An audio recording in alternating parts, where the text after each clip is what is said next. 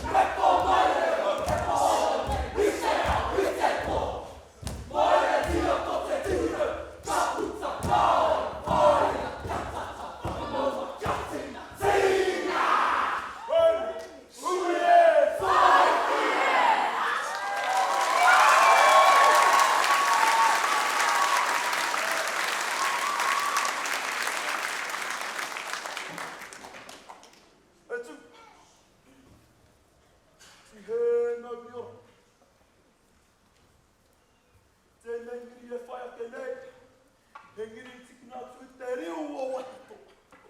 Hei hara. Hei whakatairanga i ngā mure e whenua. O te Pākehā. I ngā pakonga Māori nei. Ki te riro whenua atu. Me hoki whenua mai. Ui a te pātai.